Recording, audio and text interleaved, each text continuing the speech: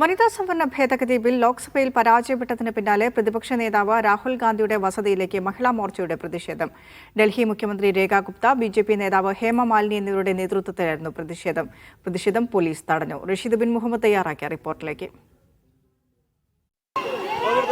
വനിതാ സംവരണ ഭേദഗതി ബില്ല് ശക്തമായിക്കൊണ്ട് പ്രതിപക്ഷം എതിർക്കുകയും കഴിഞ്ഞ ദിവസം ലോക്സഭയിൽ അത് പരാജയപ്പെടുകയും ചെയ്തതോടുകൂടി രാഹുൽ ഗാന്ധിക്കെതിരെയും കോൺഗ്രസിനെതിരെയും ശക്തമായിട്ടുള്ള പ്രതിഷേധത്തിനാണ് ബിജെപി കഴിഞ്ഞ ദിവസം ആഹ്വാനം ചെയ്തിരുന്നത്. സംസ്ഥാന തലത്തിലടക്കം ഈ പ്രചാരണം നടത്തുമെന്നുള്ളതായിരുന്നു ബിജെപിയുടെ ആഹ്വാനം. എന്തായാലും ഡൽഹിയിൽ ബിജെപിയുടെയും അതോടൊപ്പം തന്നെ മഹിളാ മോർച്ചയുടെയും നേതൃത്വത്തിൽ വലിയ പ്രതിഷേധം നടക്കുകയാണ്. രാഹുൽ ഗാന്ധിയുടെ ഔദ്യോഗിക വസതിയിലേക്കാണ് പ്രതിഷേധം നടന്നിട്ടുണ്ടായിരുന്നത്.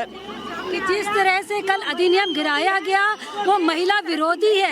हमेशा अगर मगर करते हैं, जब समय आया फिर अगर मगर हुआ। अब हम ये नहीं सहेंगे, जहाँ भी राहुल गांधी जाएंगे हम उनका विरोध करेंगे। आप हमें यहाँ तक नहीं रोक सकते, हम हमेशा विरोध करेंगे।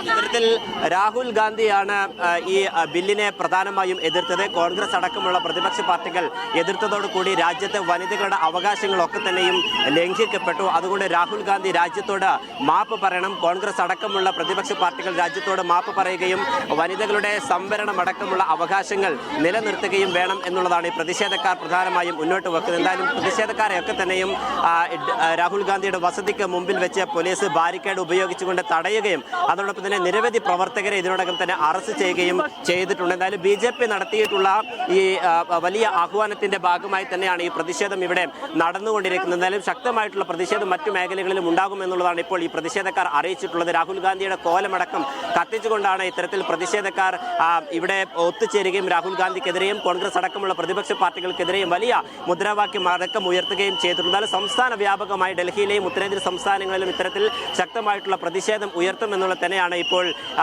മഹിളാ മോർച്ച പ്രവർത്തകർ വ്യക്തമാക്കിയിട്ടുള്ളത്. ഡൽഹിയിൽ നിന്നും ആരിഫിനോടൊപ്പം റഷീദ് ബിൻ മുഹമ്മദ്, മീഡിയ.